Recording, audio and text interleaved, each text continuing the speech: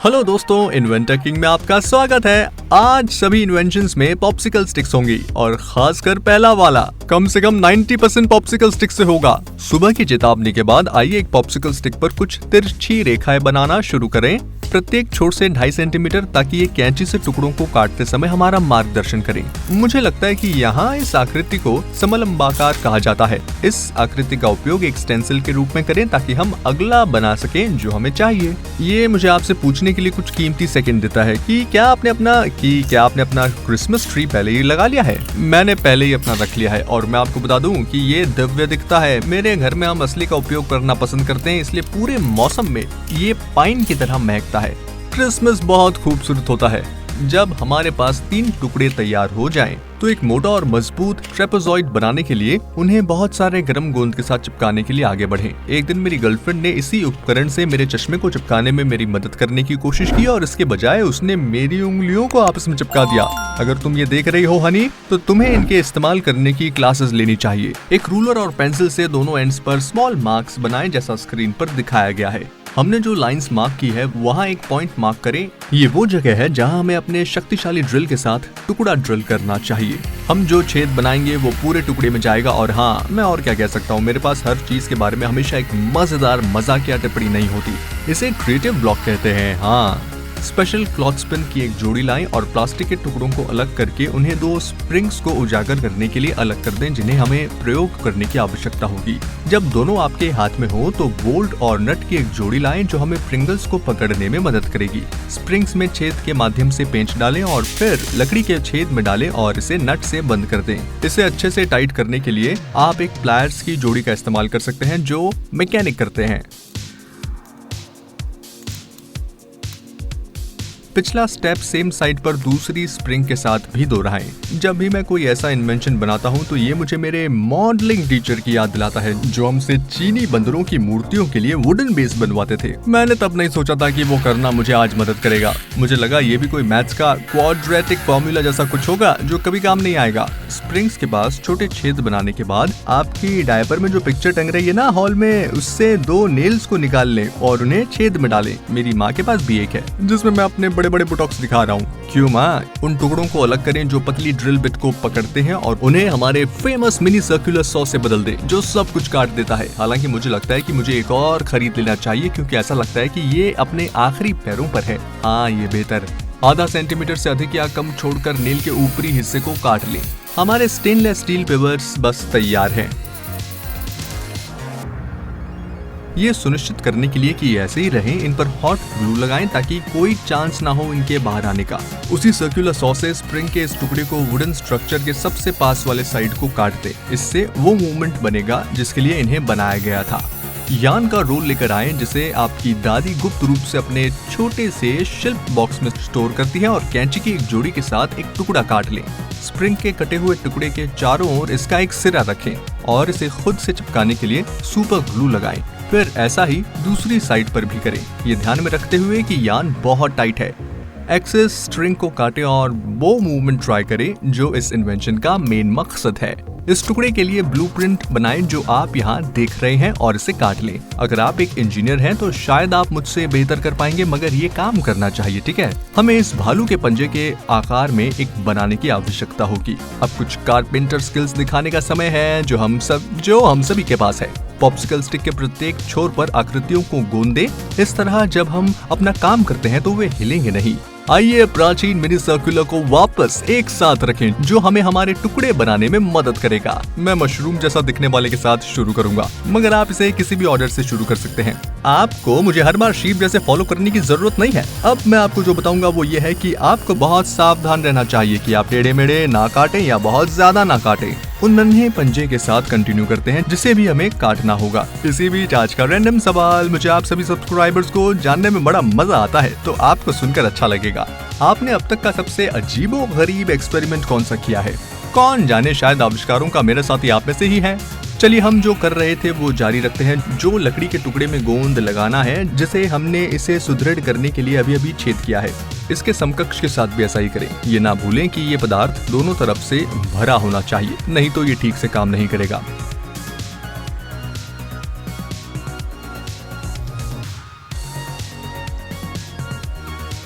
एक बार जब हमारे पास टुकड़े तैयार हो जाएं तो उन्हें दूसरे पॉप्सिकल स्टिक पर रखने के लिए आगे बढ़ें, जैसा कि स्क्रीन पर दिखाया गया है। अब ये शेप में आ रहा है। टुकड़ों को कहाँ रखना है ये मार्क करने के बाद स्टिक को ड्रिल करें और दूसरी पॉप्सिकल स्टिक के लिए उसे रेफरेंस के रूप में यूज करें। अगला स्टेप कुछ टूथपिक्स प्राप्त करना होगा जो टुकड़ों को होल्ड करने के लिए जिम्मेदार होगा।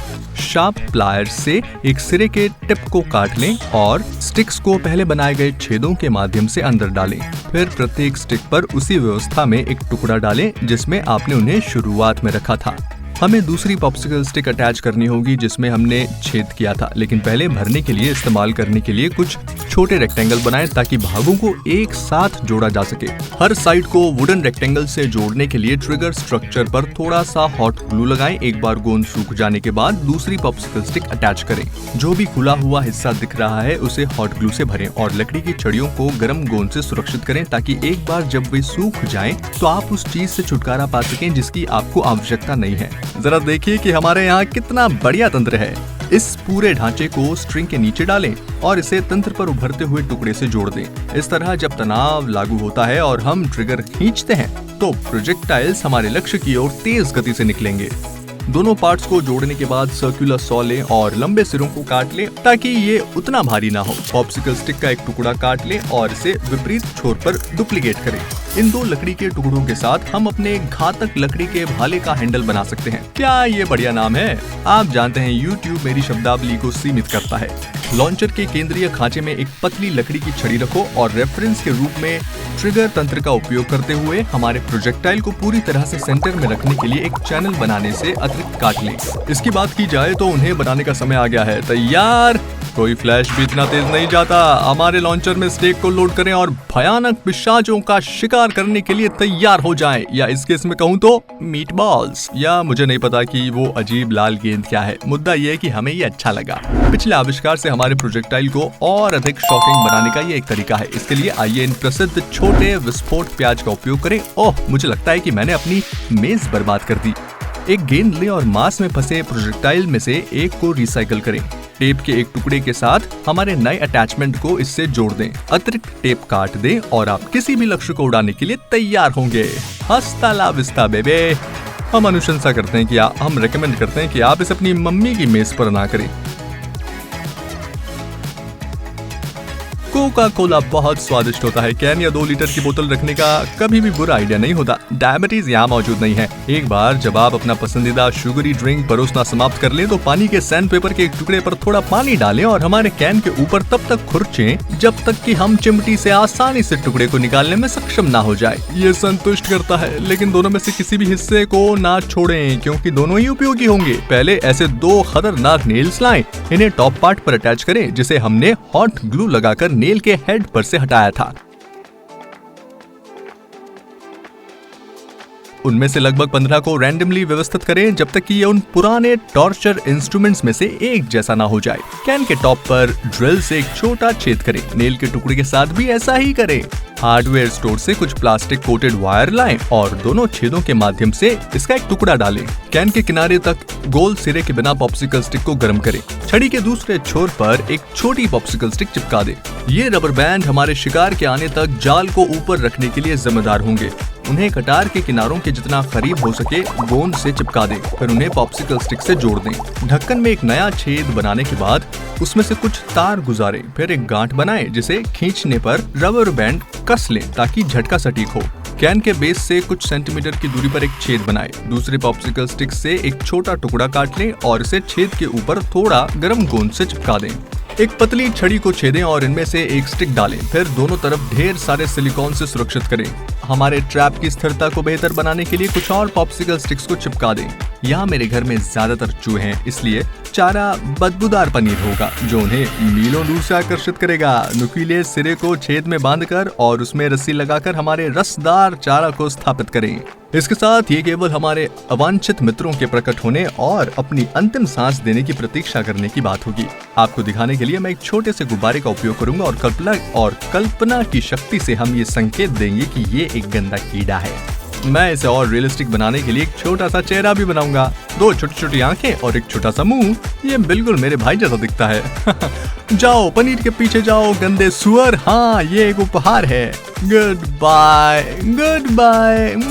उस प्लग को अब विदाई जो मेरे तारों को कुतरती है।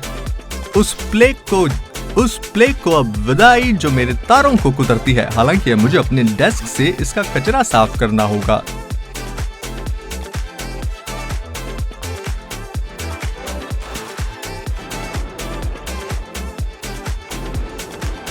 तो ये थे हमारे आज के इन्वेंशंस। अगर आप ऐसे ही अमेजिंग और सिंपल इन्वेंशंस बनाना सीखना चाहते हैं तो मेरे चैनल को जाकर जरूर देखें। साथ ही यहाँ हमेशा की तरह 2 शानदार इन्वेंशंस के वीडियो लिंक भी दिए गए हैं और यहाँ आप मेरे चैनल को सब्सक्राइब कर सकते हैं ताकि आपसे कोई भी वीडियो मिस ना हो जाए। मुझे इस ट्यूटोरियल में ज्वाइन करने के लिए बहुत बहुत शुक्रिया। बाकी नेक्स्ट टाइम।